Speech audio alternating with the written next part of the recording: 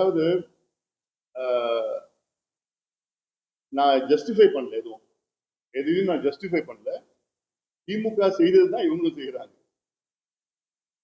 5 ஆண்டு காலத்துல திமுக இதான் செஞ்சாங்க. ஏர்போர்ட் மூர்த்திய குண்டர் சட்டத்துல போடுறதுக்கு என்ன அவசியம்?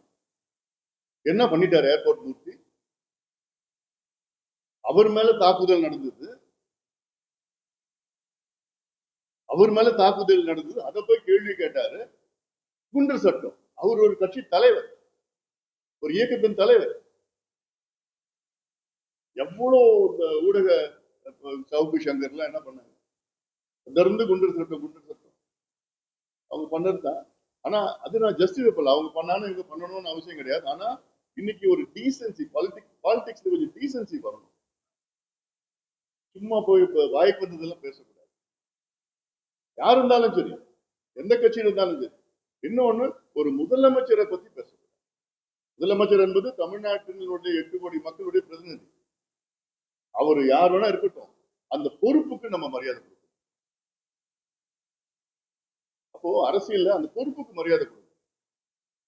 அது போயிட்டு ரொம்ப ஒரு மோசமான கொச்சையான வார்த்தை இல்லை. நீங்க அரசியல் பேசுங்க, விமர்சனம் வையுங்க, கடுமையா விமர்சனம் வையுங்க. அவங்க கொள்கை ரீதியில தப்பு பண்றாங்க, அரசியல் ரீதியில தப்பு பண்றாங்க, சரியா நிர்வாகம் இல்லை அப்படிலாம் சொல்லுங்க. ஆனா ஒரு ஒரு தரம் தாழ்ந்த வார்த்தைகளை பயன்படுத்தும். அடுத்தது, இப்பொழுது சமீப செய்தி, இந்திய கல்வி அமைச்சர் தர்மேந்திர பிரதான் அவர்கள் ராஜினாமா செய்திருக்கின்றார். இது வரவேற்கத்தக்கது.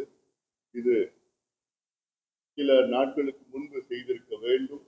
ஆனாலும் இதை வரவேற்கின்றோம். இதன் பிறகு மத்திய அரசு இந்த நீட் தேர்வை ரத்து செய்ய வேண்டும். தர்மேந்திர பிரதான் ராஜினாமா செய்வது, அது ஒரு அமைச்சர் ராஜினாமா செய்வது, அவ்வளவுதான். ஆனால் இருக்கின்ற பிரச்சனை அப்படித்தான் இருக்கிறது. எங்களை பொறுத்தவரை நீட் தேர்வில் குளறுபடி, அது ஒரு சிறிய பிரச்சனை தான். நீட் தேர்வு ரத்து செய்ய வேண்டும், அதுதான் இந்த பிரச்சனைக்கு முழு தீர்வு. நீட் தேர்வு இந்தியாவிற்கு தேவையில்லாத ஒரு தேர்வு. காரணம், இது தகுதியான மருத்துவர்களை உருவாக்கவில்லை. இது முழுமையாக மருத்துவ படிப்பை வணிகமயமாக்கி, கமர்ஷியலைசேஷன் ஆஃப் மெடிக்கல் எஜுகேஷன். அதாவது இன்னைக்கு தேர்வுல இந்தியாவில் எவ்வளவோ தேர்வு இருக்கு, IIT, GEL அப்படிலாம் இருக்கு. ஆனா எல்லாத்திலோட அதிக கமர்ஷியலைசேஷன், பணம் சம்பாதிக்கிற தேர்வு நீட் தேர்வு. கோச்சிங் சென்டர்ஸ் 2 லட்சம் கோடி ரூபாய் ஒரு ஆண்டுக்கும் கொள்ள அடிச்சுட்டு இருக்கிறாங்க நீட் தேர்வுன்னு சொல்லிட்டு. அது கோச்சிங் பயிற்சி சொல்லிட்டு. அது மட்டும் இல்ல, கடந்த ஆண்டு 0 மார்க் எடுத்தவங்களுக்கு எல்லாம் PG, MD, MS அப்படிலாம் PG படிச்சுட்டு இருக்கிறாங்க. அப்போ இந்த தேர்வுக்கு ஒண்ணுமே பயனே இல்லை. கிராமப்புற மாணவர்கள் படிக்க முடியல, பணம் வச்சிருந்தாதான் படிக்க முடியும். அப்படி ஒரு தேர்வு. இது இல்லாமல் கிட்டத்தட்ட 400 பிள்ளைகள், மாணவர்கள் கடந்த 10 ஆண்டுகளில் தற்கொலை செய்திருக்கிறார்கள். தமிழ்நாட்டில் மட்டும் கிட்டத்தட்ட 45-50 பிள்ளைகள் தற்கொலை பண்ணிருக்கிறாங்க. ஒரு தேர்வு தற்கொலைக்கு தூண்டுவது என்றால் அந்த தேர்வே தேவையில்லை. இது மிகப்பெரிய ஒரு மோசடி.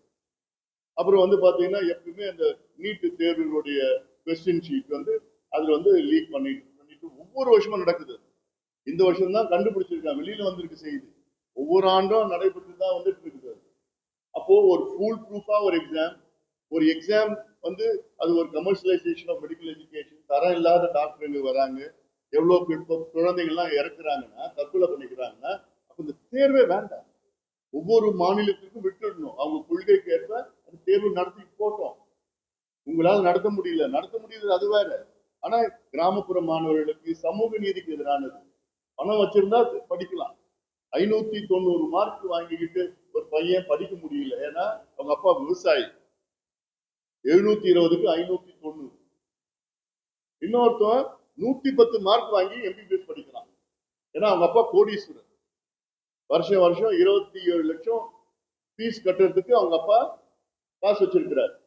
ஆனா விவசாயியின் மகன் 5 லட்சம் ரூபாய் government quota management fees, government quota management seat. தனியார் கல்லூரியில கவர்மெண்ட் கோட்டால 5 லட்சம் ஃபீஸ் கட்ட முடியும். அப்போ என்ன ஒரு தேர்வு அதெல்லாம். அதனால இது அவசியமா பண்ண. அது மட்டும் இல்ல, இந்த டெல்லியிலேயே போராடிட்டு இருந்தாங்க இல்ல, அவங்க மேல அரசு எந்த வழக்குகளும் போடக்கூடாது. அது மட்டும் இல்ல, அந்த போராட்டத்தின் நேரத்துல மிகப்பெரிய அசம்பாவிதங்கள் நடக்குது. அது மாணவர்கள் செய்யல, சில சமூக விரோதிகள் ஊடுருவி, அது மட்டும் இல்ல காவல்துறை போர்வையில ஏதோ மாஸ்க் ஹெல்மெட் எல்லாம் போட்டுட்டு யார் யாரோ வந்து பெண்களை குழந்தைகளை மானபங்கம் செய்தார்கள். அவங்க மீது கடுமையான நடவடிக்கை எடுக்கணும், ஒரு ஒரு ஒரு ஆய்வு நடத்தணும், ஒரு விசாரணை நடத்தணும், நீதிமன்றம் விசாரணை நடத்தணும், பண்ணி யார் யார் கண்டுபிடிச்சு அவங்களுக்கு டிஸ்மிஸ் பண்ணி ஜெயில பிடிச்சி போடணும். they are not fit to be a custodian of law. பெண்களையும் குழந்தைகளையும் மானபங்கம் செய்யறதுன்னா எவ்வளவு கேவலம். அதனால இதை மத்திய அரசு உறுதிப்படுத்தணும். அது இந்த நேரத்தில் நாங்கள் பாட்டாளி மகிழ்ச்சி இதை கேட்டு